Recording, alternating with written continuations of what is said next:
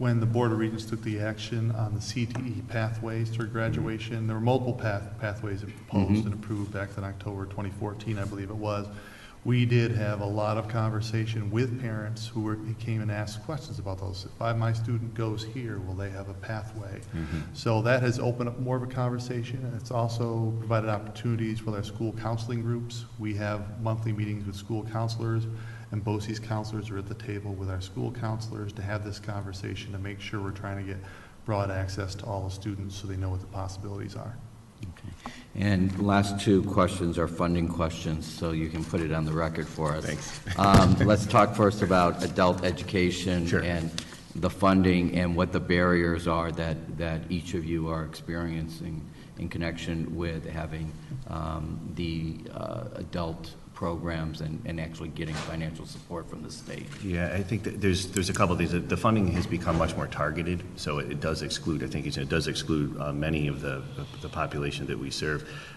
It's frankly, a lot of the WIB grants and things have decreased, so you're not able to support as many adult learners in there, and by nature, adults who are coming back for career retraining tend to be financially strapped, right? There are a couple of other things that are centered around some of the anti-poverty stuff that's going on that you're very familiar with, is the huge barriers that are very difficult for us to address through that type of funding is transportation and child's care for many of these adult learners.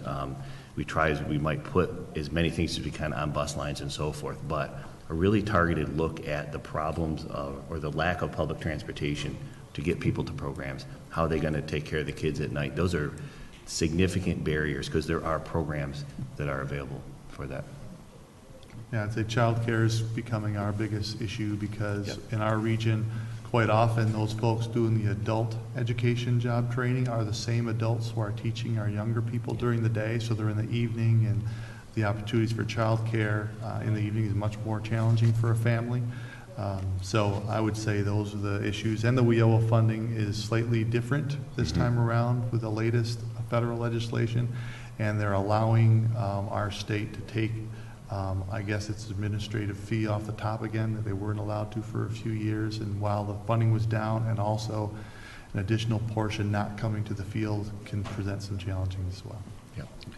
Thank you. Thank you, gentlemen. Thank you, Madam Chair. Thank you. You're welcome. Thank you.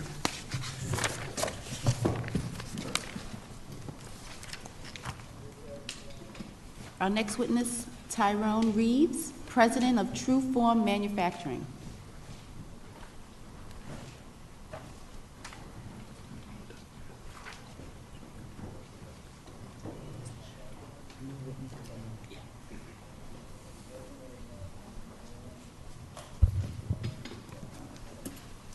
Good afternoon. Good afternoon. I am Tyrone Reeves. I'm the president of True Form Manufacturing. We're a small manufacturing company in Rochester, New York. We focus in on the precision machining, precision sheet metal, precision cables, electronics, and industrial painting. We have 3 locations in Rochester, CUME totaling over 200,000 square feet of space. All of my facilities are in the inner cities of Rochester. I was invited here to speak, but I'm going to speak on our non-for-profit. I started a readiness training program, not even a year old yet. The program is called YAMTEP, Young Adults Manufacturing Training Employment Program. It came about just over many years of my personal frustration of being able to get qualified employees. Right? And you start training those employees. And then as years have gone by, you started realizing that, oh my, the skill set of these employees are deteriorating year in and year out, year in and year out. And we came to the realization that most people don't have the basic skills, whether they have a high school diploma or a GED or not. They just didn't have the basic skills to meet our requirements in at least our manufacturing industry. So I'm from the inner city. I went to public schools in Rochester in the inner city schools, and I said, hey, I'm not the smartest person on the planet. If they can teach me, then surely we can teach anyone else. So, when we started up YAMTEP, I kind of partnered with a non-for-profit organization called Pathstones Corporation. I partnered with the City of Rochester, and I partnered with the County of Monroe. And I said, and we also partnered with WDI, the Workforce Development Initiative. And I kind of just said, okay, guys, can we all get together in a room? I think we want to serve the same people. If we all want to serve the same people, can we do this in a bipartisanship manner? And, oh, by the way, can we not add a ton of bureaucracy? I am the type of person where when I move, and I don't want to be held down with a lot of rhetoric. So each of those groups said, sure, absolutely, we can do that. So last September, we started our first training class. It was a pilot program. I had set some parameters with all of our partners right from the beginning, saying, okay, guys, I want to go through 4 classes, right? I'm not going to assume that I know all of society's issues and woes as it comes to people and why people won't work and why they don't graduate and why all these things. I'm not going to pre-assume I know the answers. But I think I know a lot of the questions, and if I know questions, then I'm capable of doing enough research to try to discover some of the answers. So that's kind of how we started with the AMTEP. We put in our first 10 students, kind of explained to those guys, yes, here's what we're doing. We're not trying to make manufacturing people out of you. We're going to use manufacturing concepts and manufacturing training to make you employable to any industry that you want to go to from an entry-level standpoint. So with the class, we started with those folks who we considered to have had absolutely no skill at all. You know, and keep in mind when you start defining someone with no skill, right, you want to define very low reading, very low comprehension, 0 math. And that was the population I wanted to start with. And I said, hey, if we can train this population, we can train anyone on the planet. You know, so that was kind of the entire premise behind it. Our first class we started with, we make one statement and one declaration to all of our students. If you show up every day, I will give you a skill. Not that I may be, not that I might, we will give you a skill to make you employable. That's step 1. Step 2 now is you showing up here every day is one thing, but I need you to show up at the employers. Because as we went around and I pooled employers and said, okay, employers, what's your number 1 issue with people? You know, surprisingly, it was even surprising to me, they didn't say skills. They said, people don't show up to work. And you're like, huh? What do you mean they don't show up to work? Right? What you find out is when an employer goes through their interview process, right, they can determine skill. So I started to understand that, okay, you can determine skill, but you definitely can't determine if I'm going to show up every day. So we've kind of geared our program towards listening to the employer and said, okay, now we're going to set up a soft skills module. And I also didn't pre-assume that I knew what soft skills meant. I don't know the definition of it. When I was coming up through entry-level programs in school, soft skills just meant how are your interpersonal skills. That's what it meant to me then. Today it means a lot of different things. So what we did was I said, okay, City of Rochester, can I see your soft skills program? County of Monroe, can I see yours? Pathstones, can I see yours? Like, all right, we'll go through these programs now. Guys, can we cross out some of this? Here are the things that are common. Now, can we teach this? And they did. So instead of me taking the onus of me teaching it, I'm like, no, I'm paying for the program. I'm not asking you for any money. I'm like, no, you put your people over here and can you teach them the soft skills part? I'll use my people to train the manufacturing piece. So that's kind of how YAMTEP began. Our first pilot was, to me, it was moderate success because for me, I was more trying to understand and study, all the demographics that we're bringing in and the people and, right, when you're dealing with former drug addicts, former drug dealers, former incarcerated folks, people on social services, people who've never worked a day in their life, and you start looking at a 40-year-old who's never worked, right? Now you have to kind of determine, what am I dealing with here? I can't assume that I know why this person doesn't want to work. So you kind of just go through the program to try to reprogram them a little bit to, figure out where they're coming from. The other thing is, obviously, since we focus so heavily on the employer, My entire concept to a training program was, if we don't meet the employer's requirements, we can educate and train people all we want, right? We're going to have a bunch of educated folks out there who are unemployed. And that wasn't really what I wanted. I wanted to talk to the employers to say, what do you need from us? And oh, by the way, as we're going through our training, yeah, you're welcome. Come on in and see what we're doing. Look at our curriculum. We have a detailed, documented curriculum. Watch what we're doing, see how we're training. And oh, by the way, you don't necessarily have to hire anyone, but if you do have openings, would you consider interviewing these students? Today, I think we've gone through 2 complete sessions. 2 complete sessions. We've had a cum total of 31 students, of which 17 are employed. Those 17 which are employed, we still have 3 that we're looking to place employment with. I think one of them just recently may have picked up a job last Thursday. We have one that we're working with that the county kind of threw me a ringer because I don't select the people. I let them select the people. And they gave me someone who couldn't read or write, but he went through the class, he showed up every day, he focused, he learned, he graduated. I promised him I'd personally make sure I got him a job. So we do have a couple of people who are interviewing him.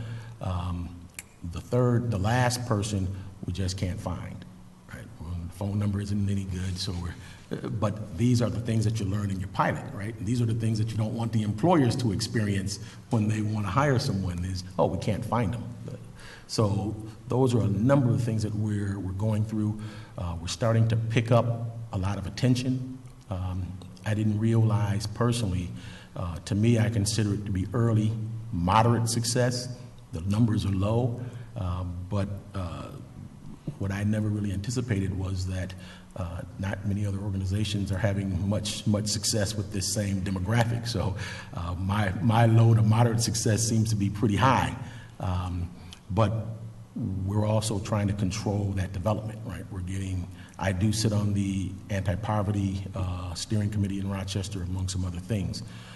But one of the big things that we're really focused on is going slow. Let's understand what we're doing.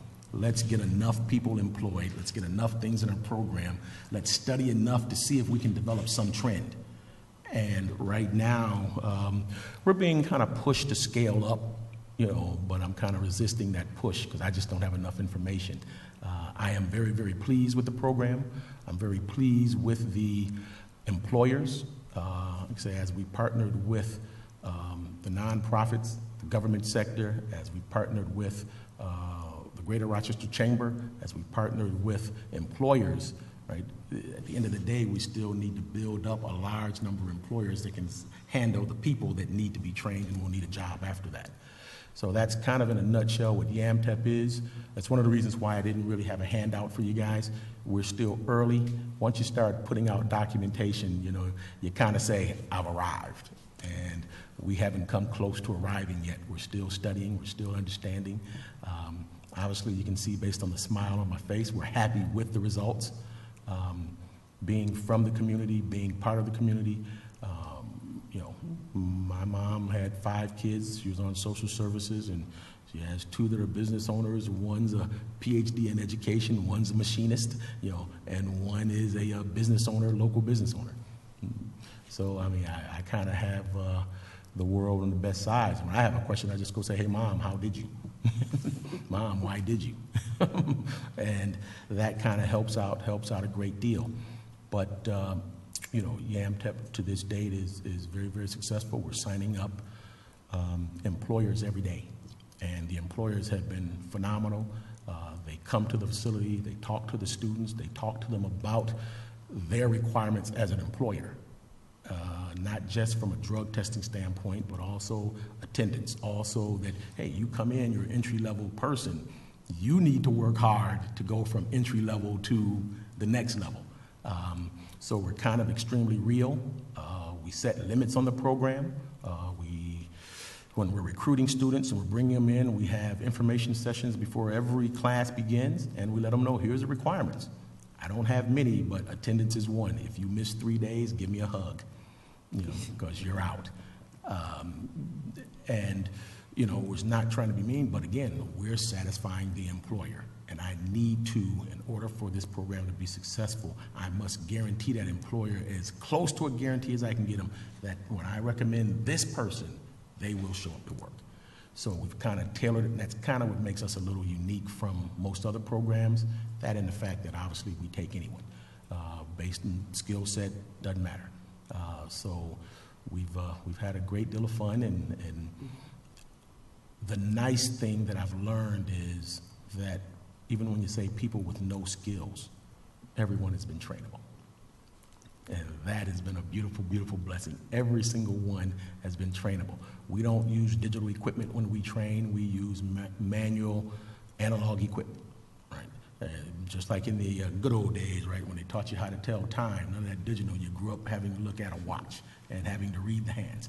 In manufacturing, it's kind of the same way, right? We have manual micrometers, manual verniers, and they must understand basic decimals. I mean, we take them through not only how to write decimal, but how do you read it, and how do you say it, and how do you write it in the longhand. And you'll be surprised that you go into any manufacturing company, large or small, and you look at their entry-level training, you'll find that they currently do this now. And our on-the-job training program is not documented. Right? You go to any company, it's, hey, John, will you teach Michael how to do this? Would you show someone how to do this? And, yep, we do have formal classes that we have for our employees, but at our entry level, we're just looking for, will you show up every day? Will you pull your pants up? Will you be respectful when we ask you to do something? And if you can do those things, we can teach you. So that's kind of what YAMTEP is all about. We have it set up in a manufacturing training. I used to do the first class, I did the training in my facility, and when we started to graduate the class, many of the students wanted to come work directly for us, and we said, whoa, this is not what the program is for. It's to prepare you to go work anywhere. So I said, okay, that's one of the adjustments. Let's put it in its own separate facility, industrial building. So now you're coming into an environment where you have to wear long pants. You have to wear sweaters in the wintertime. You have to wear closed-toe shoes. You're not going to some cushy environment, so in an office somewhere, so when you show up to work, you're like, I don't like this. All of our students know that you could show up in almost any environment. When you look at small businesses, we're all different, correct? Right. Everyone has different facilities, different processes, different procedures, so we've kind of tried to duplicate that and said, okay, let's make this look like the real world. And that's kind of, in a nutshell, what we've done. Again, like I said, we're picking up momentum. Obviously, the Anti-Poverty Initiative, they think we have a great deal of success. They're trying to get us to ramp up next year. Right now, we'll keep moving at our pace and doing more understanding. Great. Thank you. Thank you. Mr. Reeves, thank you for coming down and talking about, I think, a rather unique approach to job readiness and training. And, you mentioned your mom. I think there's a little bit of your mom in you, because I think what you're talking about is a willingness to care, a willingness to guide, Absolutely. a willingness to understand where people are coming from, so that you can help offer them the mentoring, the training, and the opportunity to prove themselves. Yes. And sometimes that requires a little tough love, including 3 absences and you're out. So what I'm intrigued about is how did the folks in your pilot program, how did they get to you? In the pilot program, they all came from the City of Rochester's OTR program. Okay. We didn't have any county members, and Pathstone sent a couple of people also. We had a learning experience from that process, because obviously I wanted people from all of our partners to participate. We've kind of discovered some things when we had the county participate, right? With the city, with Pathstones, the attendance rates varied. With the county, their people showed up every day. Mm-hmm. So we were kind of trying to understand, okay, what is this strange dynamics? Why are your people showing up every day? Well, with the county, they're all on social services. Yeah. And they have all a requirement. requirements and WEP assignments. Well, it was beyond the requirement. What we found was that because they all had a structured program already for years, they were used to having to show up somewhere. So I said, hey, we can bottle that formula up. So now what we do is say, okay, city, you have this radius of poverty inside of these condensed areas. But the county encompasses all of your city. In Pathstones, you're working with folks in the city. Like, I wonder how many of you guys are working with the very same people.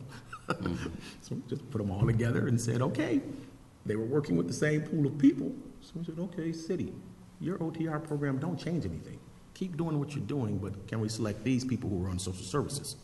And once we select these people, hey, county, can you work with them so they won't miss time? So if they have to do a WEP assignment or some other assignment for you, can we forgive them for that so they won't be penalized so they can show up here? Basically, that's what we've done. Basic communication. That's when we talk about the bipartisanship, right? Like, guys, don't give me territory, all right? I'm in the city of Rochester. You're in the city of Rochester. You're in the county of Monroe. We're the same. So let's focus on these things that are common, where even in that second class, in our first class, the entire class was African American. And there were 3 women and 8 men, all African American. The second class, it was about a third Hispanic, African American, white. Now, we only had 1 woman, so we're still working on that. But, so, okay, we can actually we found that there's a diverse population that's inside a poverty range. So let's work with that. And guys, let's think about this as if we're a 3rd grader, not a 5th. 5th grader's a little too smart. Let's go at the 3rd grade level. And let's make this very, very simple, very easy, very unique. So we started looking at that. And now, I'll be meeting with County Executive D'Onofrio in a couple of weeks. Because we're like, hey, we can also focus on the rural areas. Because if you look at the demographics of a rural area, it's pretty close to a mirror image of an inner city area. Hey, we can kind of work 2 birds with 1 stone here. And so, but those are the things really that my job is as the president of YAMTEP is to keep everyone focused. Let's keep this simple. There are a lot of people that need help. And if we train and do this properly, mind you, we're not going to take people to middle skills. But I'm a firm believer that we'll never do that. Right? It's the employers like me, employers like GW Lisk. If you can get them someone with low skills, that now you can train them and they can graduate on the job to middle skills. Right? We keep talking about this middle skills gap that we don't have people to fill. And I'm like, well, you can't fill a middle skills gap if you have a low skills problem. At least my thinking is that way. I think I'm pretty basic. So I kind of just went in with the approach to say, you know what? I'm going to try to fill this low skills issue. Let's get this filled, and now let's see if we can let the employers do what they normally do on their on-the-job training program to take care of that middle skills program. And there's other pieces that we're adding, like the community colleges, right? We're not trying to make machinists out of people or anything else. We're trying to give people the skill set to where if we identify someone who can really go to a matriculated program, like a MCC Applied Technology program, then we're going to work to push them over into that program, not necessarily to an employer. So we're working with each of the organizations, each partner, and say, okay, what's the best for this particular student? And we do. I am extremely happy and surprised. So when I say, hey, we have a low skills and a no skills issue, it's been very rewarding to see that everyone is trainable. And yep, many skills are very, very low, very, very weak, very, very deficient. But we still have also a good population of people who have good skills.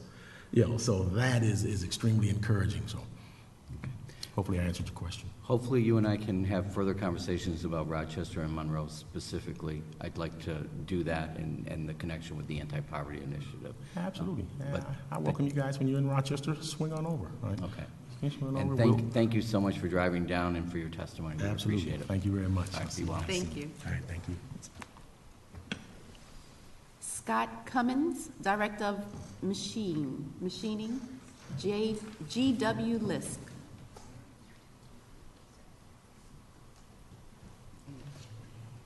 and Lynn Freed, Regional Director from the Workforce Development Institute.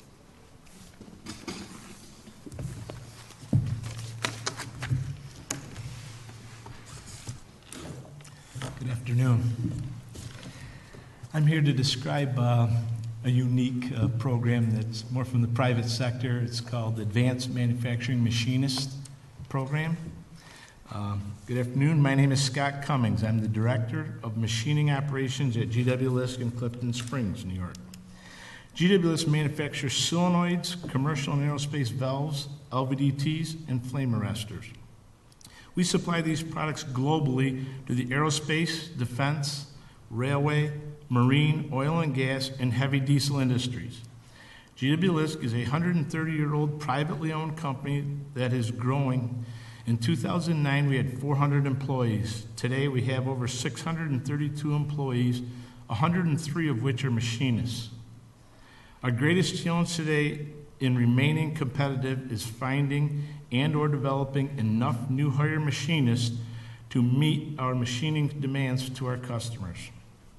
The challenge is twofold in that we cannot hire a skilled machinist workforce off the street, and we are facing a significant aging out of our ready-to-retire machinist employees.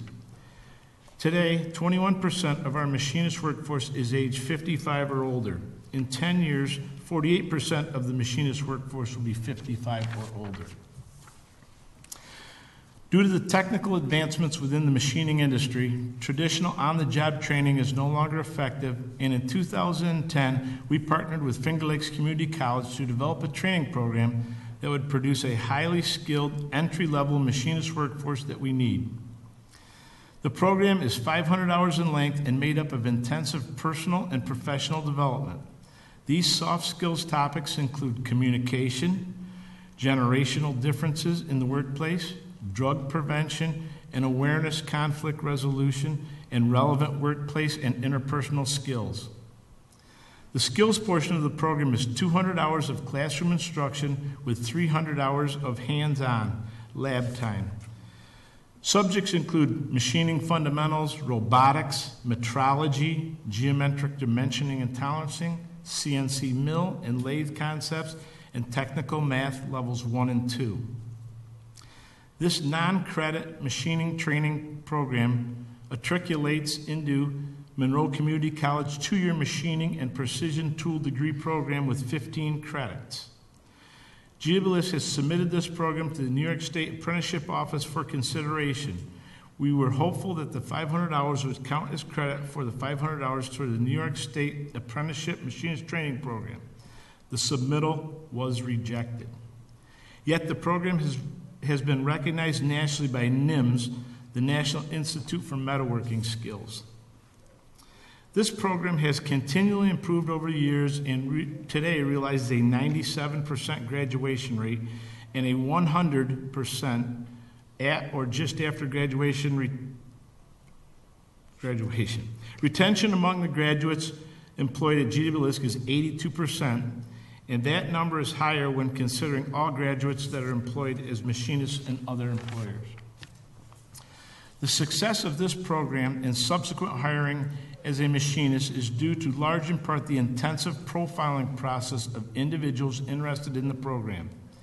The process both informs anyone that is not familiar with the machining career so they are able to make a better decision for themselves in determining if a career in machining is for them.